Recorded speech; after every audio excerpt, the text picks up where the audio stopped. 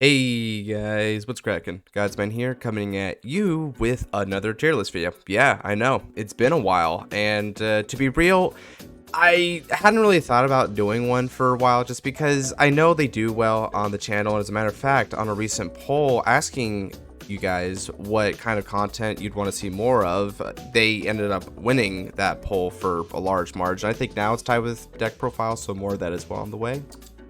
But anyway, that doesn't take away from the fact that tier lists are very popular. And so, yeah, let's get another one going because why not? It's been a while. So what do we got today? Well, for today, we've got a V premium tier list concerning the meta, of course. So we're going to be looking at this clan by clan just to get a couple ground rules out of the way. This isn't just one particular deck, although a clan standing can be dramatically increased or decreased, mostly increased, based on their decks. And if there is one particular deck that is topping a lot, then that clan is going to be going up. So for instance, for something like, say, Genesis, if Astral Poet is the only deck that has a lot of any competitive viability, then we're going to be judging Genesis around that for the most part, because Genesis can still use a lot of the tools it has to bear in an Astral Poet deck list sometimes. So it wouldn't be fair to knock down a clan from its best version of the deck in terms of the rankings. So that's how we're going to be judging this. Also, I'm going to be using a fair bit of experience from the past Springfest as well as with a lot of the BCS going on. So we have a lot of data here. So we're in the middle of a meta and it's starting to wrap up as we're rapidly approaching the Worlds. So even though there is still some amount of personal opinion when I make these rankings, there's also a fair bit of reason behind them as well. So this isn't just some completely subjective thing or objective thing. It's a bit of both. And with that out of the way, let's just get right into it. Okay, so starting off with Angel Feather. Angel Feather is in a little bit of a weird spot. We're trying to determine whether or not Angel Feather lists would top, and I'm gonna say probably not. The problem with Angels right now is they have a few different contenders for what their best deck would be. You can go the Celestial route, the Kyriel route, or the Malkuth route, right? Man, not Gavriel anymore. Let's be real, guys. It's any of those, and they're all pretty equivalently powered, and they're all pretty equivalently not really going to cut it. I don't even really see them popping up at Rogue very much at all. So even though I would like to say that they're up here, they would be like near the very bottom. So I'm more content to say that they're pretty high up in the probably not. You may see something from an Angel Feather list once in a while, probably Malkuth if anything, just because Malkuth is pretty tanky and it's pretty well defined in its unique ability to just endure a lot of damage and even heal out a damage. That is a decided advantage for that particular deck. And Kyriel also is fairly aggressive. It can scale against like aggressive early game because she scales with damage, not with limit break, but just scales with damage in general, which is good because this meta is very speedy and aggressive. They can kill you quick. Steam Maidens are running rampant. You have to watch out about that. So maybe Kyriel could do some stuff instead of Malkuth, but we would only be able to tell that once we see it happen, right? So yeah, that's where Angels are. As for Aqua Force, I'm going to put Aqua Force up here. So Aqua Force isn't necessarily like, oh, the meta, right? It's not the top of the top because we kind of know what's at the top of the top, but Aqua Force has a couple things going for it that makes it very formidable. First and foremost, we do have the Resident G boot deck, which is Thavis going for it. Thavis is one of those very fast-paced decks. It's not quite as fast-paced as some of the ones like Leopold. We'll get more into that later, but it is still very fast-paced, and at being a premier Excel deck in this format, I think it's got a lot to offer. The card advantage it has between the Pursuit Assault that came out and the Narissa gets you a lot of pieces and a lot of ways to keep in the game for an extra couple turns if need be. It has elements of removal. The multi-attack is really solid and rampant as you would expect from a clan like Aqua Force. And to top it all off, people are pretty experienced with Thavis, so we have a good understanding amongst the player based on how to do Thavis, what your matchups are going to be like. So this isn't some untested deck. Thavis is definitely something that has been tried and true in this format and in formats past. There was also recently a top with Ripples, and I actually do want to bring this up because Ripples is a pretty solid deck. It hasn't really been doing much, but I feel like that's because people dismiss it in favor of Favis primarily, and also the Dark Horse Maelstrom, as the Glory win con cannot be underestimated. It will just happen sometimes. I mean, heck, even just at BRO, not this past one, the one before.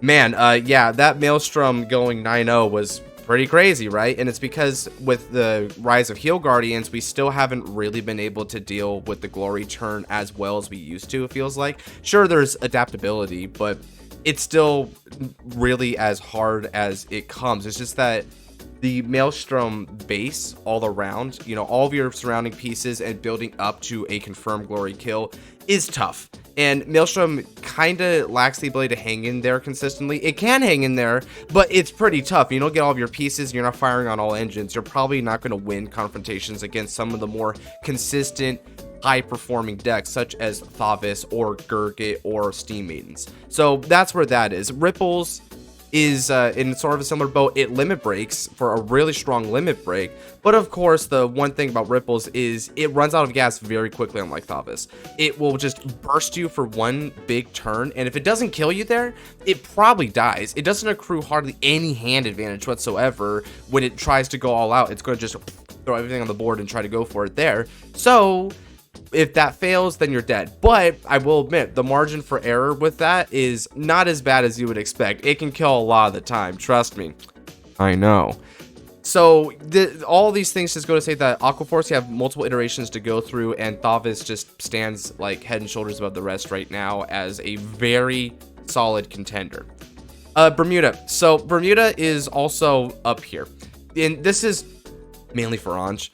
Yeah, I know the ban list got rid of Prism, and you'd be like, oh, well, what's next? Yeah, Anj is next. Now, Anj still does have some tops here and there. It's not as frequent as it was just past in the BRO season that we just had. It's weird how it dropped off because of Steam Maiden, but it did. But it is still around, and it still needs to be feared. Now, I'm going to put it below Aqua Force because Anj is basically the one big version of Bermuda that it has to bear, and it hasn't, like, popped up all that much, whereas Aqua Force has different versions that it can bring to bear. And also the generic stuff going around it, such as pursuit assaults, are pretty splashable, pun intended, and really strong in most builds of Aqua Force, so that's why it's ahead. However, Anj is still powerful. The ability to essentially get 5 attacks, really strong attacks, good searchability, the self-bounce mechanics in full play, advantages off the wall as you would expect from a Bermuda deck. The power lines are very, very strong here as well. It's just got a bit of everything going for it. And of course, you have the Bermuda toolbox to go with it. Bermuda just has a lot of strong cards that you can go for.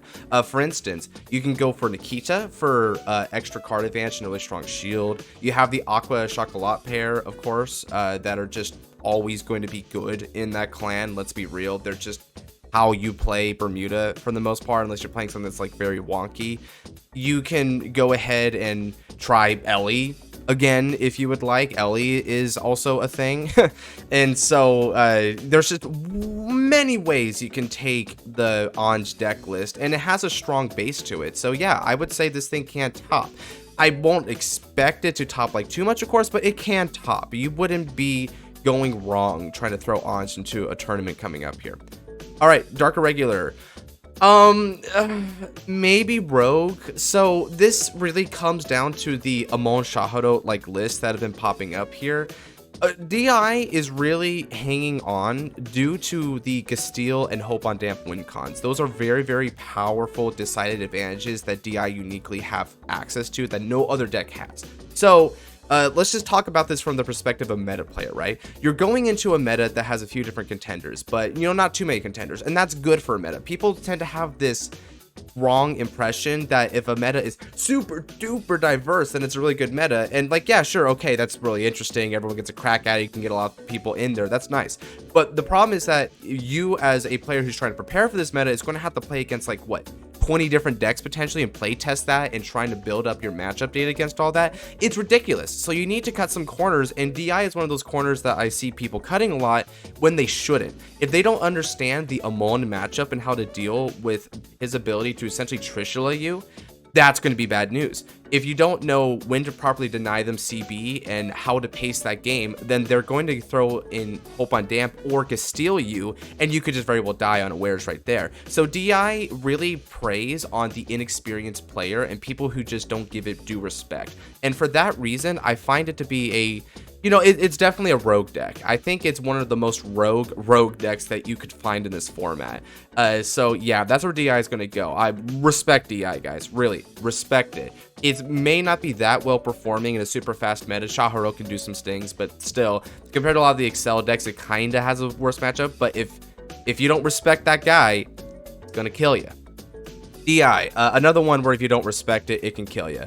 I'm going to go ahead and put it in the probably not. So the thing about DI is they do have one really good version. I did notice that there was a top with Enigman recently. So you have like the Enigman Bradlack combo coming up. And granted, it is really powerful. I'm sorry, DI, I meant Dimension Police. Oops, sorry.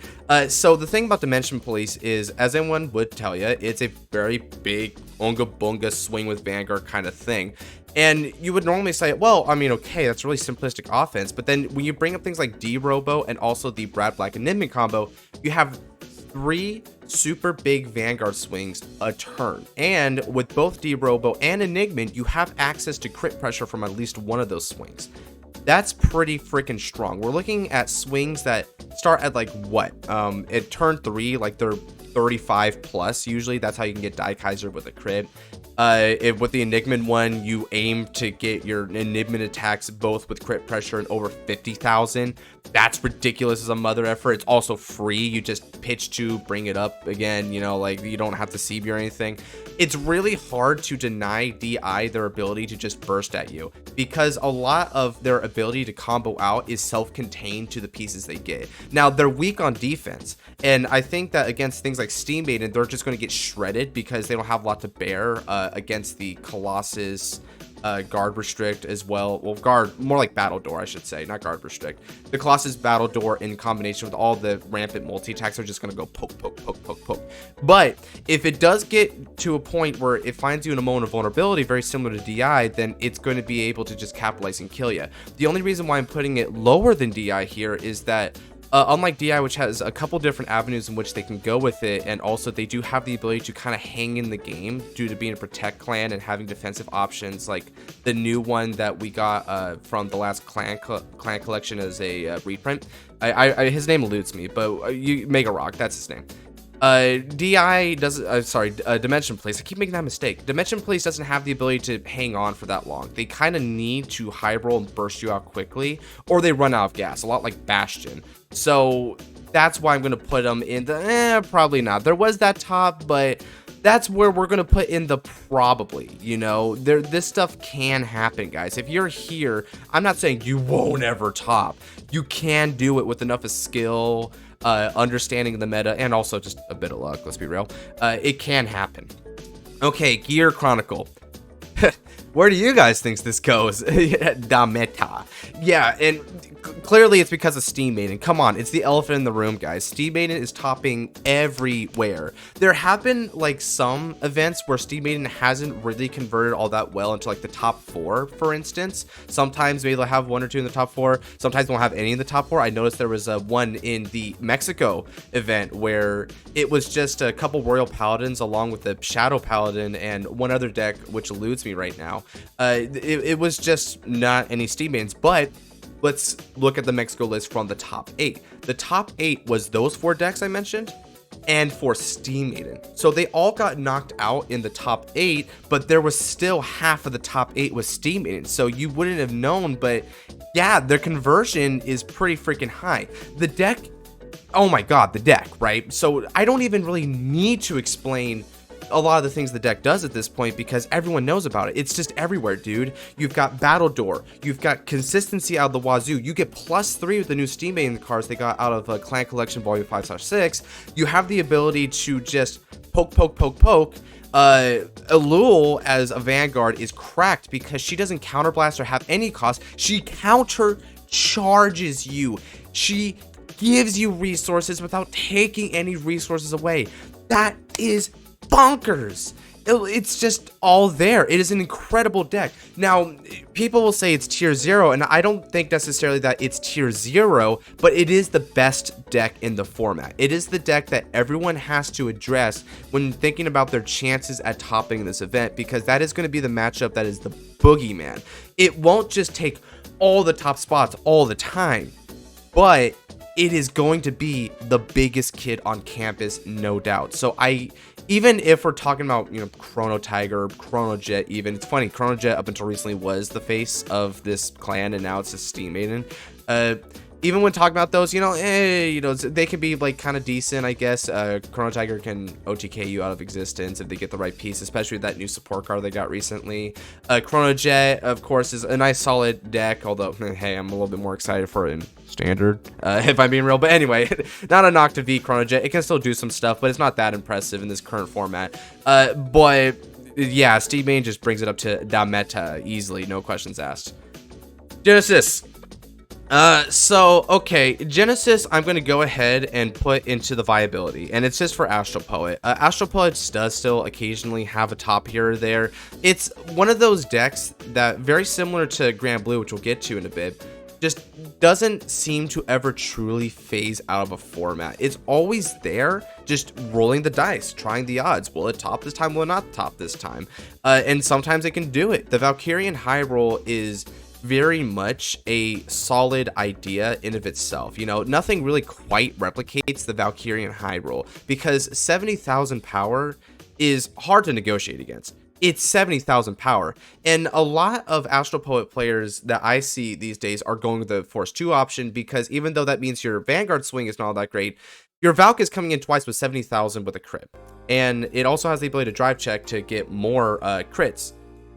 Yeah, you can knock someone out so easily, because there's nothing about that deck that requires the opponent to be at grade 3 or greater. So if you're going first and you see your pieces, you could just potentially kill them right there. For reference, in this past Springfest, my record was like 1 loss, and the Rex were just wins, right? Just straight up wins. I won a lot that day. The 1 loss I faced was against a Valk guy, because he high rolled me while I was on grade 2, and I just went straight to 6, like just no questions asked. Funny story about that, later on in top 8, he high rolled me again, but I managed to heal out of it and then just killed him.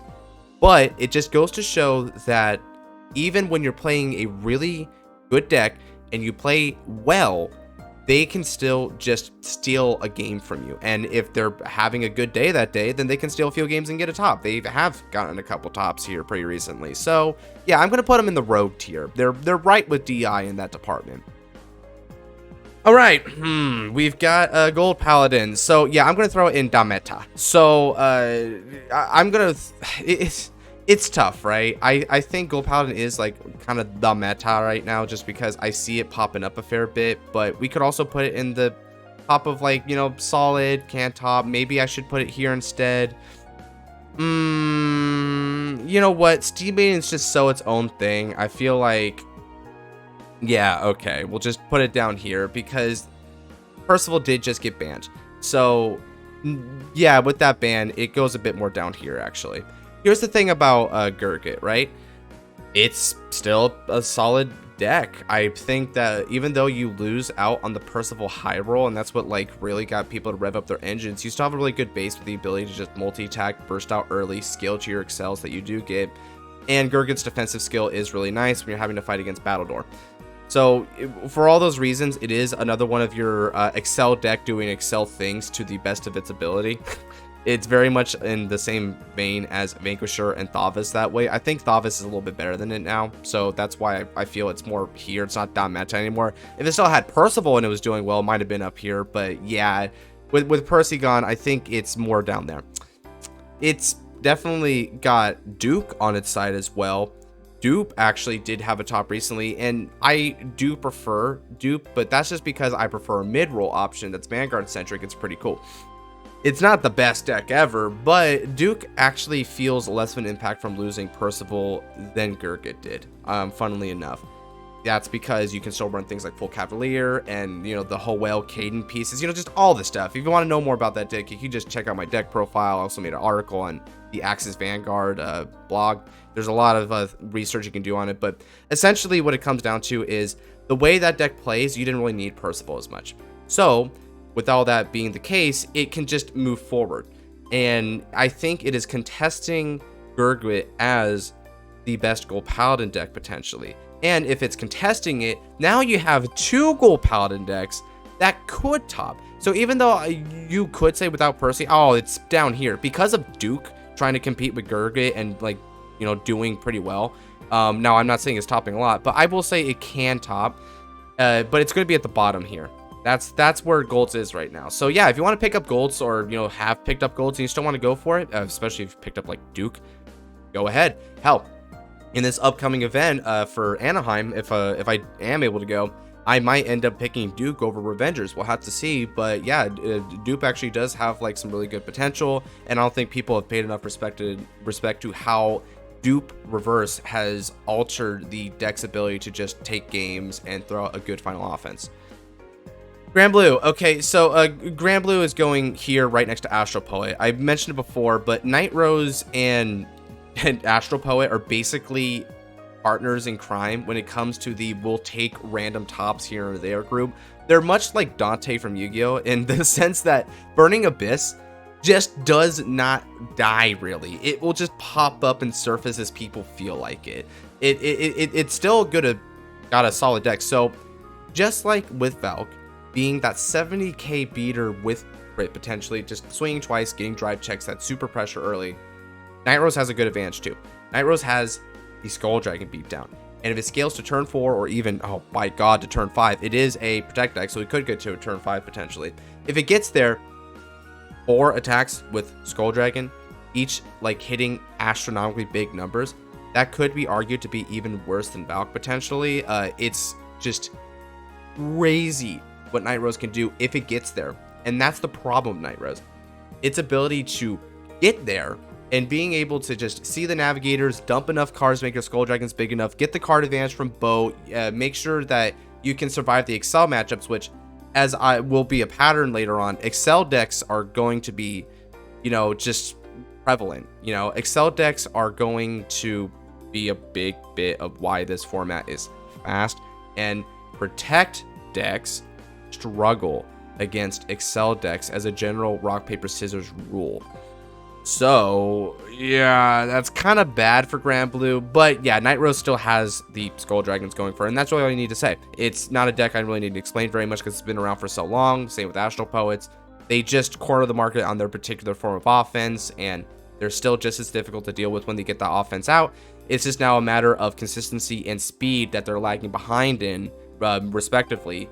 That's going to set them back here in the meta. That's why they don't top as much, but yeah, they're still viable. Great Nature. Yeah, Great Nature goes right here. So here's the thing about Great Nature, right? Great Nature has Leopold Reverse, and that card is mother effing ridiculous. Leopold basically gives you everything. Now, you get to call 2 out the top 5, you get to give 5k to your front row, your Vanguard gets a crit, and to top it all off, Ori Excel, because who doesn't want more Excel markers, right? And this is all very well coupled with a lot of good Great Nature pieces that work here. You've got Isabel to stack the deck, you've got the new Tester Fox Legion to get more buys on board, get more power, put back resources, things like that. That is really good. You can also search out another Leopold with it. You have the ability to run the Lemur, which gives you frequent access to countercharge to keep going. The Lemur is always a plus in any Great Nature deck that can utilize it. You have Binoculus and Monoculus Tiger. Those are really good cards. Monoculus, especially if you know how to use the effect well. You can really get people with Monoculus. Sometimes it's kind of funny looking. Culture Gorilla even. You can do Culture Gorilla if you want. There's just a lot of different ways that you can take a Leopold deck, but it's what makes it exceptional is that a lot of decks, they have like their base, right? You have certain cards that you run as the core of a deck to make that deck function, right? And then from the core, you expand outward to get your other extraneous pieces that give you options, boost some of your aspects, yada yada. What makes Leopold Reverse so powerful is that your entire core is Leopold Reverse. You just run Leopold Reverse and also maybe just some regular Leopolds to get more lock targets. Just run that. That's literally your deck strategy. Any of the other Great Nature cards can just be whatever Great Nature cards you want. Now, people tend to have tried to figure out this list, and apart from ratios, a lot of the usual suspects are there now. People seem to have made their decision on how to build a Leopold deck, but you can go with it a lot of ways, because a lot of the offense and power that you bring to bear comes from the Vanguard himself exclusively, not caring about a lot of other stuff there. And that is what just makes it so insane. And it makes it crazy because your opponent can't really deny you from it. You just get to do it, even if they're on grade 2, mind you. You can get 5k and a crit, and the 5k being in the front row, you can get 2 excels right away. So you've got like at least like 5 attacks, and they're getting numbers, mind you, and it's a +2 from deck of your choice, and things like Isabel can stack, yada yada. That is all while the opponent's on grade 2, dude. That is basically like a similar level of offensive power to what a good, almost optimal Spectral Duke turn was. You know, when it was using Percival to get the extra excel, then it could attack like 6 times potentially if it wanted to use the limit break there. That's a similar level of offense that just smacks right in the grade 2 opponent. And even though, yeah, they can do heal guardians and stuff, that's not going to stop on its own. If you make correct columns, a heal guardian, they're not going to feel that much. Now, it may help you survive it, but then they're still going to stretch through your resources. They've got a lot of their own resources in the next turn. Boom, you're done. That's how fast it is. Leopold Reverse is one of the culprits in making this a really fast format, I feel. So yeah, it's definitely something you want to look out for. Okay, so here we go. Kagero, not really like doing too much. I mean, Overlord maybe, but I'm gonna put Overlord at the bottom of Rogue. You know, you can never really count Overlord out completely, but it's probably, you could put it in probably not as well. It's just so weird how Overlord is right now. You would think that the cross can like do stuff, and it can do stuff, but it's almost as if people have like lost faith in the cross. I see it around, but then it doesn't perform. So that's why I'm sort of back and forth, because at least with things like Night Rose, Astral Poet, and, you know, the Shahodo Amon list, you can see them occasionally. But I don't really see like the cross popping up that much. I don't really see that. So I'm a little bit debating, but I think just in good conscience, I'm going to put it at the bottom of the Rogue tier. Just because with the addition of the Rebirth, Overlord now has the ability to clap back when they get rushed early. And that is a very good benefit in this particular format if you can scale to damage. If they scale to the limit break, wipe out 4 to 6 of their rear guards, in addition to getting 3 pretty hefty Vanguard attacks and plussing on those Vanguard attacks, mind you, which is a really weird for Overlord to plus off your Vanguard attacks. That is really, really nice. That is a very good benefit because of the Rebirth. Now, the Rebirth doesn't elevate the offense of the deck so much. That is still basically the cross at the end and just, you know, turbo it out, you know, face to win the race. The Rebirth just gives it the ability to edge out some of its weaker areas that it could have faltered by. So yeah, I'm just going to put it at the bottom of Rogue for now, just because of Overlord. Link Joker. Okay, so the thing about Link Joker is none of its variants are really like doing too much, but the best you could have gotten is Messiah. So I don't really know where to put like the Messiah Chaos list, but I don't see it popping up. I'm going to put it at the top of maybe not. Both of those lists, I mean, Messiah is probably the best you're going to get. You could do like Messiah Chaos, but Messiah is just basically the best you're going to get in terms of being able to keep up in the format, and it's still not that like impressive right now. Sure, Volks with crits and big numbers, yada yada, but it doesn't have the card advantage to stick around that long and is very high roll, right? For instance, Night Rose also has really big attacks, and Astral Poet has like really big attacks, and that one has crits. But I would say that in general, your ability to burst out to the end zone is a bit more consistent with these than it is with Messiah, and that's saying something for Astral Poet. Astral Poet may not. I just think that, you know, with Valk, it's harder to deal with than with, you know, a couple Volcagodes, and their ability to get 2 Volcagodes and get like 5 attacks in a turn, or hell, you know, the super duper ultra mega special high roll of hitting Murakumo Burst Monk to make 8 attacks. That's not really happening, Chief. It was a Dark Horse a couple BROs ago, so maybe it'll do something, but excluding that, I just don't really see it doing that much. Now, Glendios is also a thing, but here's the problem with Glendios. Glendios has always been a very, very matchup specific deck. And one of Glendios' worst matchups is against fast Excel decks, because not only will the speed confound it, because it doesn't accrue that much good defensive resources, it accrues some, but it's more just enough to stave off a protracted game state against someone who's been Omega locked against. Excel decks can just turbo them out and just ignore the Omega locks to an extent, because they can just produce more Excels and get more rear guards to swing at Glendios. And when a lot of your best decks are either Steam Maiden or, which, you know, technically is not an XL deck, it's still devastating, but you ironically have a better matchup against Steam Maiden. You have a pretty bad matchup against Thavis, Great Nature, Gold Paladin, and we're going to talk about it in a bit, Narukami. That's not good. So I would say Messiah is your best bet, but it's not that great of a bet. Megacolony. We struggling, dude. I don't know what Megas do. And it's really sad because they just got Giraffe Reverse. Like, Giraffe Reverse and the Battler S and M are pretty nice, but it doesn't culminate into a deck that really furthers the clan that much. It's cool, and I think you can actually bring some pretty good offense to bear with it, but Giraffe Reverse is too easy to address.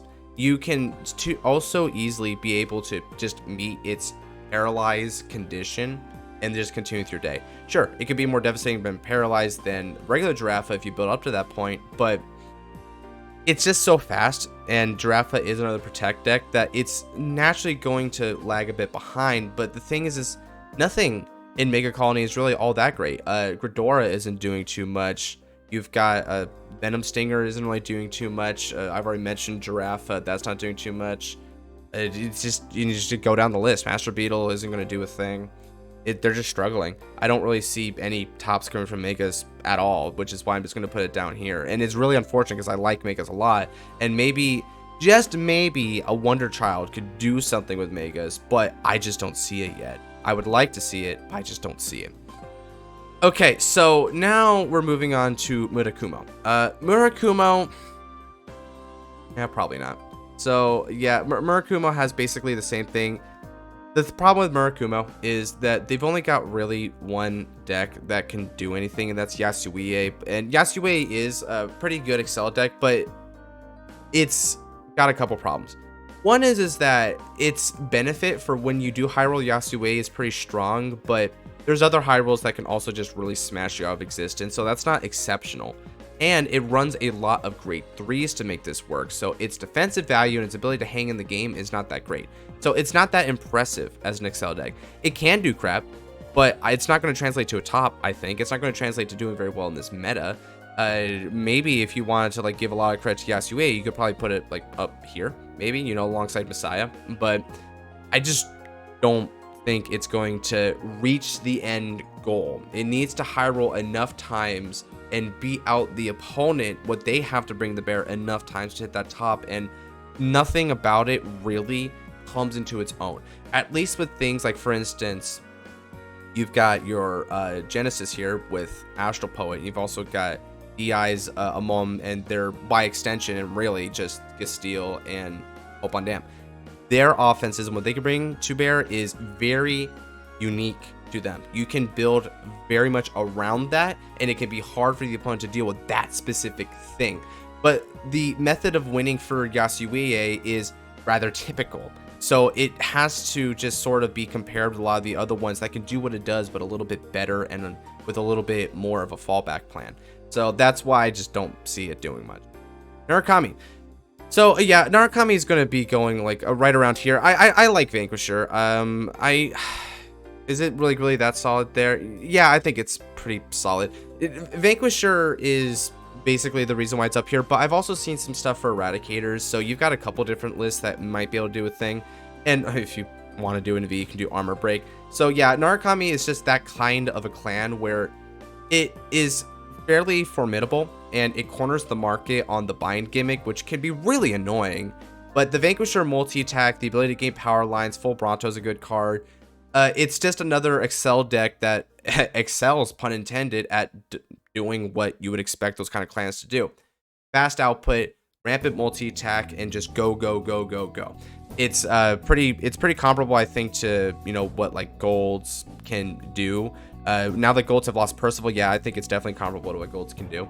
So it's going to be up here at Can Top. Now, of course, things like Aqua Force, yeah, they're very solid. I think Aqua Force is better than Naru's just because Aqua Force has a bit more of everything, and the foundation behind their game plan is more steady and is less foolproof.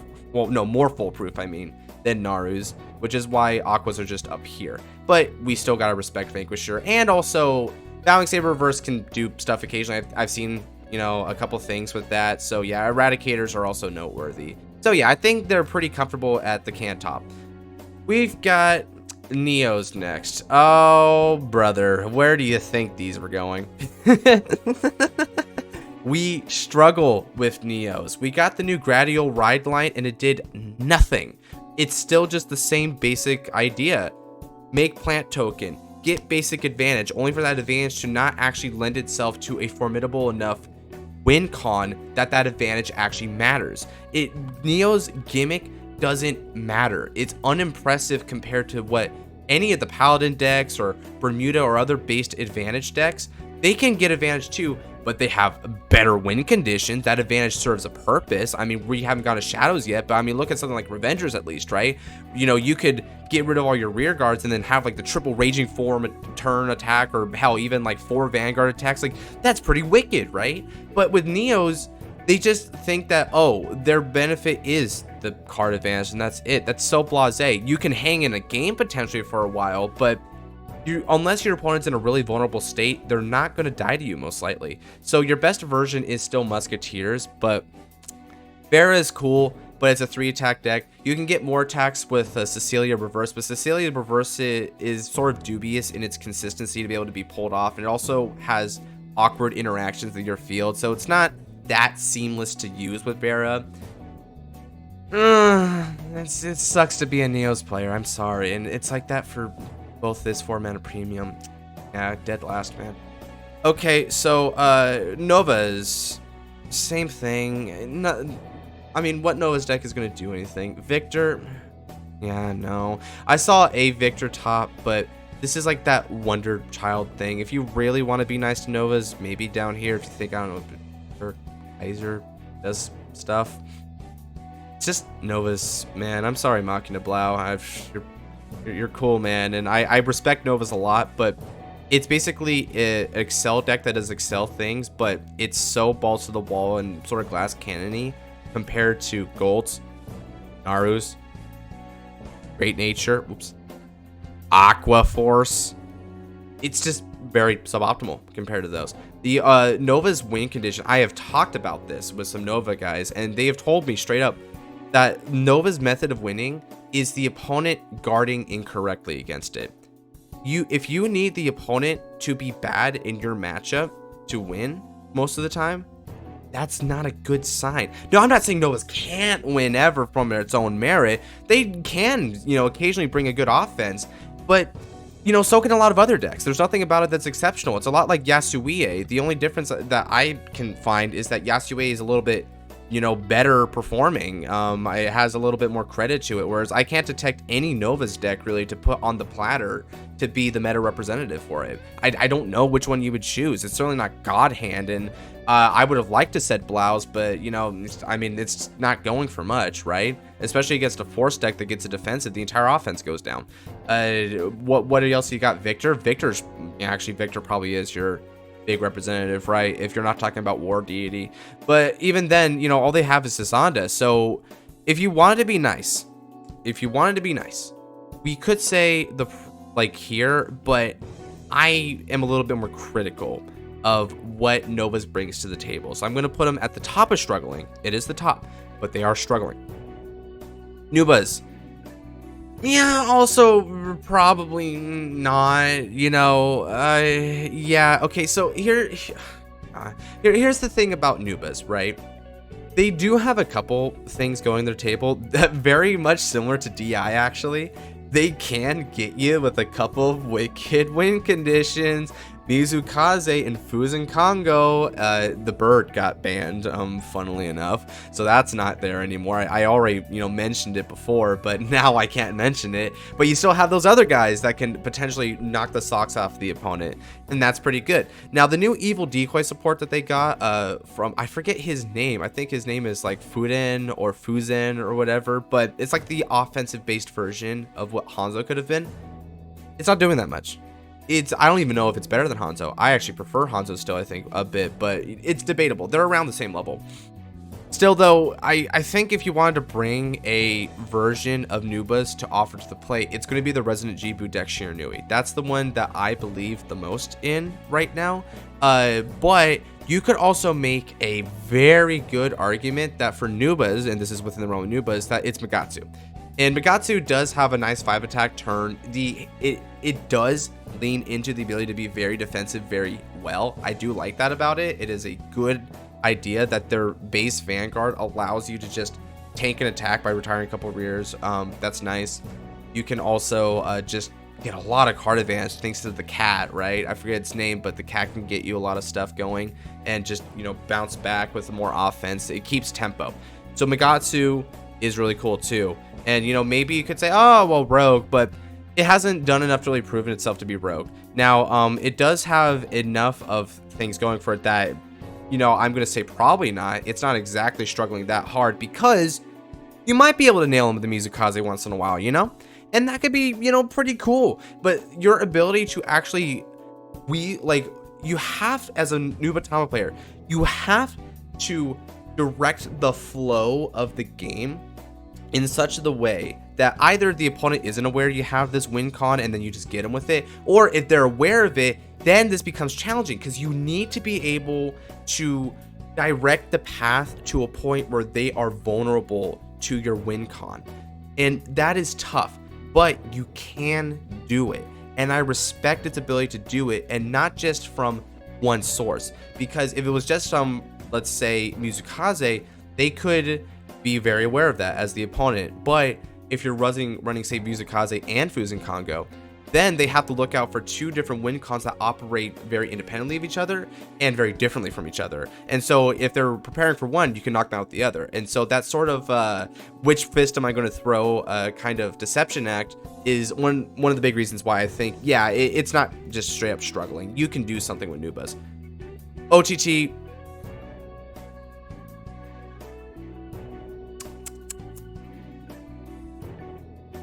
That is there. Battle Sisters. Battle Sisters is the best version of OTT right now that we have in V.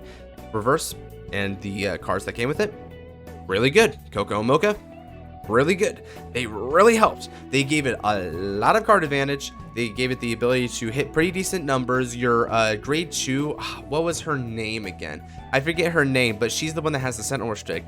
It does have a decided win con potentially in it with big number, crit stacking, and then go with your Hamiel light version. That is the way that you win games of Battle Sisters, and it's a pretty good tactic. Now, I'm not going to really say that its ability to hold up in the meta is quite as good as these here, because these are a lot more tried and true. They seem to just be a bit more consistent, you know, even though consistent overall is a very broad term. These guys have proven themselves a little bit better to be able to be that decided rogue deck. I am not so sure about OTT in that regard, but I think it's hanging with these boys near the top of the meta in that you could get someone with Battle Sister. And I think if someone doesn't prepare for the Battle Sister matchup, they're going to be very unpleasantly surprised by how much card advantage that it can accrue and how well it can hang in the game. If you have a good Battle Sister player, you're able to strike this very nice balance between defense and offense that allows you to just keep the game going and whittle down your opponent to a point where they simply can't handle it, and they have to just leave it to the fate of whatever you stacked on the deck. And that's pretty freakish. Now, Battle Sister going second against an Excel deck as a Protect deck is about as bad news for it as you would imagine, so that definitely hurts it, and I think it's one of the reasons why we haven't really seen it in topping. But a fortunate Battle Sister player who also knows what they're doing can actually wall up some dudes. So that's why I think it should be around here with Messiah at the top of the probably not, but emphasis on the probably. Pale Moon, I don't know what you do with Pale Moon. It's kind of struggling. I mean, they got Lukier reverse, but what are you doing with it? They have bunnies, but I mean, what do you do? I mean, I guess you... I don't know where to put Pale Moon, in all honesty, because what's the Pale Moon win condition? I mean, if it's Hari, then sure, you got Starry Pop, but Hari doesn't really win with Starry Pop that often. You know, it's a good deck in its own way, but relative to all of these in comparison, I don't know, dude. And what is the best Pale Moon deck? Is it Silverthorn now? Because if it's Silverthorn, well, we haven't seen a single goddamn thing with Silverthorn, really. And Lukia Reverse didn't really help the deck that much. Anna's kind of neat. I think the best one they got was Marichika. And Marichika does help a bit, but it doesn't help it that much, you know? Silverthorns is basically your box standard Excel deck. Spit out to front row, attack a few times with some power lines, and then their unique thing is that they're very good against control matchups because they suck back in. But this isn't a control meta. This is a very high offense, high octane kind of meta. So they're going to fall off there. And it's not bunnies. That's the big one. And it's not Nightmare Dolls. I like Nightmare Dolls the best in V, but the problem with Nightmare Dolls is they quickly, their ability to hang in the game is not that good. It's very trivial, so they need to ride or die on high rolling you out of existence while you're on grade 2 and they're on grade 3 preferably, and it just doesn't help that much. They used to do like decent, I think, just for a tiny bit. It seemed like they could have been a rogue thing, but then they've fallen off. And so compared to something like Nubas, which have, you know, the aforementioned cards, we have Angels, which has Malkuth doing a very nice ability to just tank damage and heal damage. That's cool. DI has the triple Vanguard swing and that with big ass numbers. That's its decided advantage.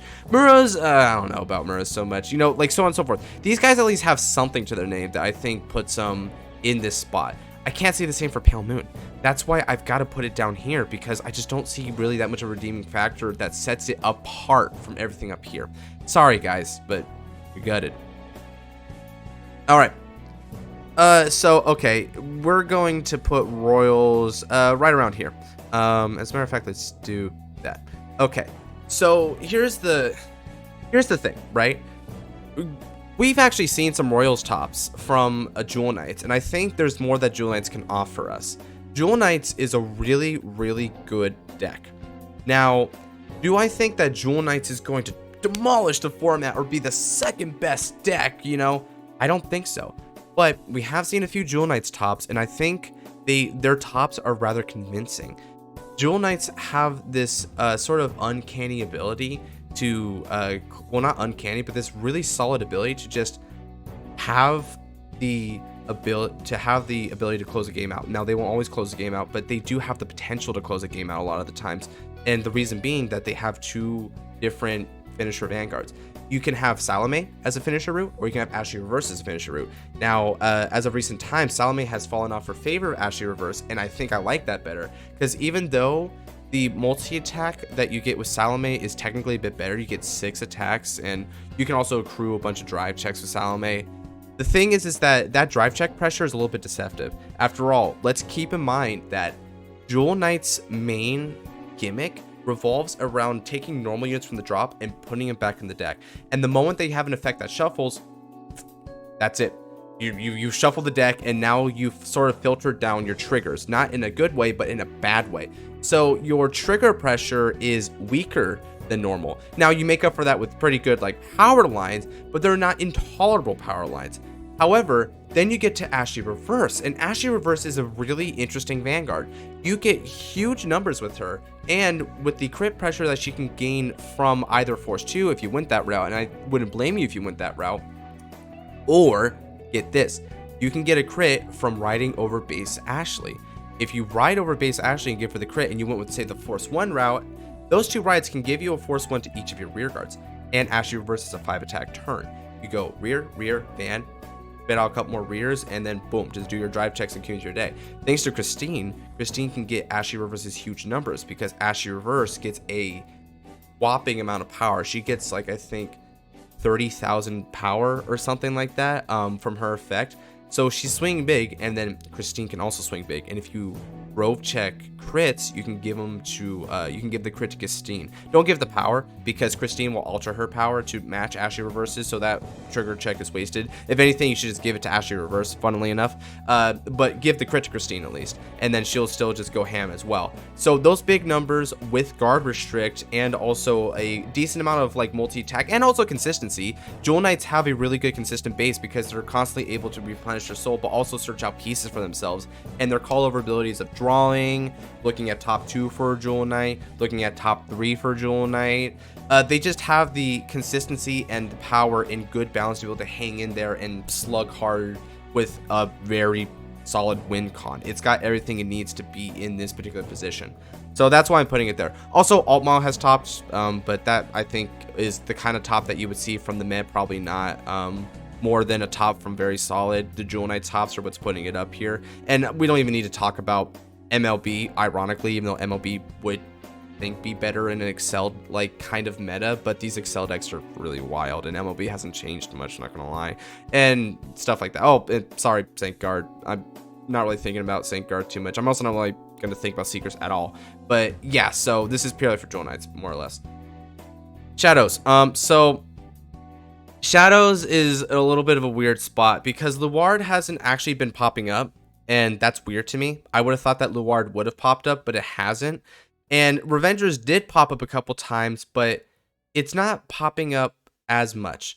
So I'm going to put them in the viable section. They are viable, but they're having a hard time. And I think I might understand why. So here's the thing. Starting off with perhaps the elephant in the room, since it's been basically the predominant Shadows deck ever since Luard fell off for a while, we've got Revengers. The thing about Revengers is Revengers had a sort of a similar game plan to what you would have imagined from something like DI, you know, fitting since they're in the same tier here, which is you can really smack down the opponent, but to an extent they have to enable you and they have to play suboptimally against you. If they play optimally against you, then this whittles down most Revengers player. Now, as the resident Revengers main, I can tell you, and I've actually seen a couple of Revengers tops in the latest BRL that confirm this, even against good players who's doing well against you, you can still come back and you can still hit them. Because here's just come in, guys. Just come in. Let me tell you something. Something they tell you about Revengers is, oh, don't bring them to 4. That's not all you need to consider, though, because a Revengers main will be, well, not just Revengers main, but a good Revengers player will be able to work around that. They'll still be able to hit you where it hurts. If they're running Raging Fall doesn't care about that, and Raging Fall is essentially Dauntless, but more power line to it. That can be kind of threatening, and then when you're ready to cough up your offense, then they go into form and go doo-doo-doo-doo-doo.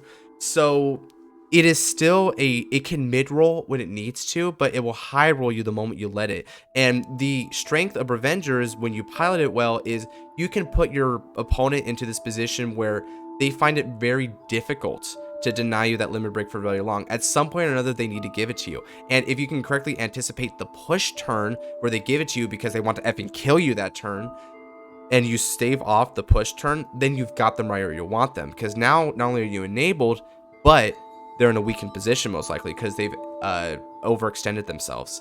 So that's how that ebb and flow works. So the conventional knowledge of keep them at 3 is not enough. You need to also be able to then understand, okay, maybe on top of that, CB Starve can be another way of doing it. You also need to be able to understand, oh, right, I need to allocate this amount of shield because you've got 15k the front row and the Raging Fall restands. So you need to be able to whittle down their resources more. If you have field control bits, getting where the Revengers could help. Now they'll get more Revengers out there, but still they need to constantly resupply it and not only have all 5, but also be able to hold on the Raging Forms to do the big Raging Form turn. So if you whittle them down to a point, then you can just burst them out. And if you feel the moment is right, burst them out.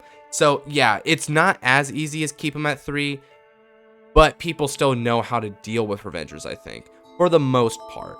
So that's why they struggle, because a lot of Revengers lists aren't based on the mid roll. They're based more on the high roll.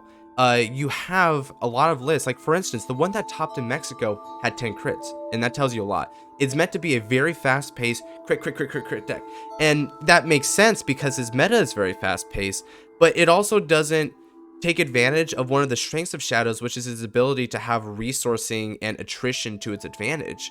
So because it's forsaken that for the purely quick offense element, you're leaving it to the cards, and you could high roll, you could not high roll.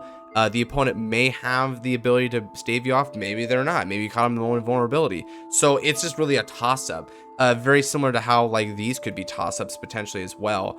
So yeah, that's why I'm throwing it there. As for Luard, Luard is a little bit weird, but I think the thing about Luard right now is that people are, you know, well, they're kind of sick of Luard, but even if you were to bring Luard back, this is still kind of a really fast kind of meta for Luard, and Luard doesn't work that fast. You would say Ildona, but guys, Ildona isn't really it, Chief. I know like lists were running it, but Ildona doesn't help as much as people would realize. Sure, you can give crit on your first grade 3 turn.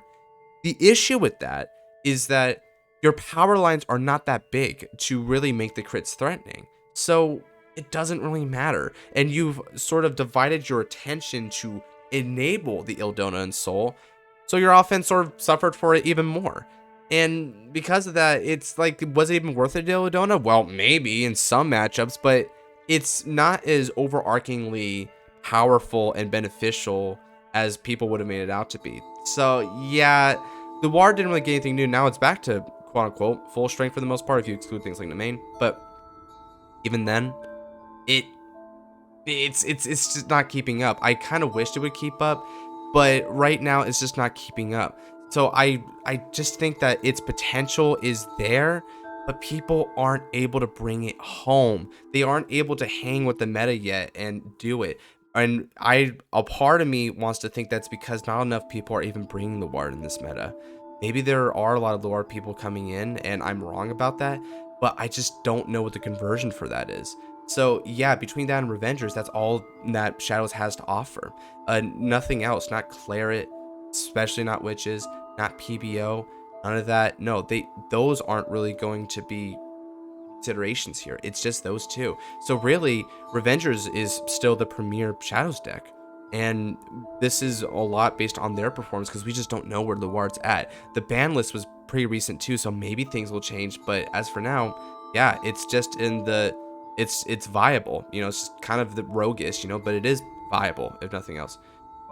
Spikes, well, you know, it probably not, right? But I will admit for Spikes that Spikes is very notorious for having that unbridled determination to wabbajack a person in a tourney. Spikes players love to prey on the innocent. They have the ability to just combo out and do a lot of wicked things, but you need very, very good pilots to make Spikes work well. And not a lot of people invest that kind of types in the Spikes. Spikes is a thinking man's deck, ironic to the aesthetic. And on top of that, you have to negotiate which way to go with it. In a sense, you have analysis paralysis with Spikes because the options are too vast. Now, they didn't get anything too great in this last client collection. Maximum is, you know, I guess. Skydiver doesn't really help, but it's cool. And then Reckless Express also doesn't really like do all that much. It's a cool resource card, but compared to everything else that is based on combo or offense, you don't need that kind of resource card. They also just got Jumbo as a PR, but I'm not going to really be including Jumbo because we don't know when the frick we're getting it. And Jumbo's also sort of specific. So I don't know about Jumbo. It's very matchup dependent. If you got a lot of Force decks in your meta, maybe Jumbo can come up, but we'll see. So yeah, the Rising Nova is still formidable though, and you can even see a Dudley here and there, but really it's just Rising Nova combos that with things like Spiking Cyclone, you can do the Dudley side of things with Lucifer and also Emperor if you want. You can do the Rising Nova for other targets such as Dead Heat if you want to go more of a classic route. It's got the versatility and the different win cons that can go with to be able to smack down opponents, but for all that combo, not a lot of people are really taking it there. But there's always going to be that one Spikes guy, and it's the legend of the Spike Man that really puts them in here instead of down here, because even though you couldn't really see there's that much discernible, although Rising Nova is a hell of a card, and I think the Force 1, the Force 2 in conjunction is probably the thing that would put it up here regardless. You just cannot underestimate the Spikes player. You just can't. So that's why I'm just gonna put it up here. You know, Spikes deserves to be up here. Will it top? Probably not, as the tier suggests, but it will still, you know, wallop some people in attorneys. So don't let the Spikes guy be one of the reasons why you went like X2 and didn't top. You know, they can be sort of a top stealer. They themselves won't top that often, but they can deny a lot of people tops, and they're almost like an experience benchmark. Those who can get over that one Spikes guy sort of have proven themselves worthy to progress and, you know, get that top sometimes. It's really weird. It's its own phenomenon, but I think I've discussed it well enough. This is where Spikes goes.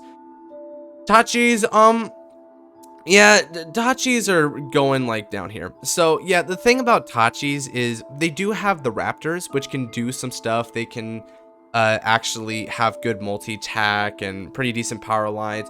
You also have Gaia, which has ridiculous power lines with their multi-attack, but no one's really like bringing it out there that much. And you also have the new Ancient Dragons. Now, Ancient Dragons are a bit high roll, and I think people, pretty unfortunately for the deck, people pretty quickly caught on how to counterplay Ancient Dragons and their ability to get like crits with their fronts. And the main way is staying at 3, getting your defenses, survive the turn, and then kill them because they threw everything they had in that turn. And that's how you beat Ancient Dragons.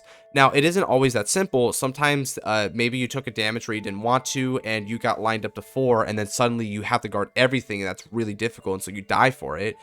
But usually with good, skillful play, and also a pretty solid deck in your own right, you should be able to ward that off. However, there's enough different ways in which Tachis could potentially do something, and also they have pretty decent multi-tack, power, consistency, draw engine sometimes. Well, not draw engine, but they can get some draws with Gaia. I've noticed that because of Gigana Blazer, they can get some draws. They have all the things that can make them pretty good, but not enough people bring Tachis to events and hit it home. And Tachis don't have a lot that's super distinct for them. Sure, the crits from Ancient Dragons are cool, but it also can be one of the more glass candy decks. But then when you get to decks that aren't as distinct in their gimmicks, but are also less glass candy, you have to say, well, are they better or worse, right? The main one being, I think, like Raptors and Gaia. So I think probably not, but they have enough of a balance to their offense and different decks that could potentially take it.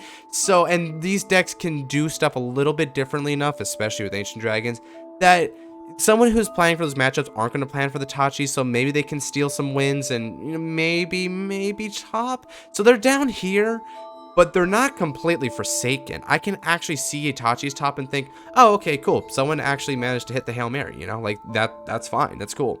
So yeah, I respect Tachi's enough to put it up here.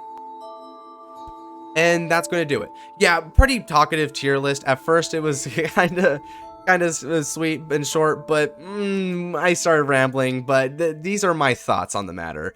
This is definitely not the most diverse meta we've hit. There have definitely been some interesting tops and stuff, so it's not completely undiverse. That's why a lot of these guys and even some of these guys here are able to take some, but we are, for better or for worse, in a meta where there is one deck that is just da meta very distinctively. And we've kind of been in that situation in V for a long time, so it's nothing that we're not used to, but it's also frustrating. It's a knock against the V meta that makes me sort of feel sad that, hey, why can't we have a meta that looks a bit more like standard, where you can't really say really easily what the number one deck is. The number one deck is usually in contention between 3 or 4 different decks, and with other decks right below it that can still get some tops, right? Like, that's a better meta, in my opinion, but then they have the overtrigger, so oof, right? Overall, though, this is where I feel everything should be placed. You could move things within their tier. Maybe with the dudes that are like potentially near the top, you can throw them up, or the dudes near the bottom, you can throw them down. That's more variable, but especially the ones that are more towards the center of their tier, they're pretty confidently in that tier, I feel. That's how I tend to look at it. So take that for what you will. This is still fairly opinion based, but it is also based on the data we have seen and the results from all these different events. So it's not completely baseless. As a matter of fact, there are a fair bit of basis behind this tier list. That said, I hoped you enjoyed it. And if you want to see more tier lists like this or just other Vanguard related content, then go check out my channel and subscribe down below. I do fight nights, deck profiles, discussions, these lists, of course, and a lot of other stuff. So there's a lot of goodies for you to go check out. So hope you enjoyed there. And with that, take care. God bless.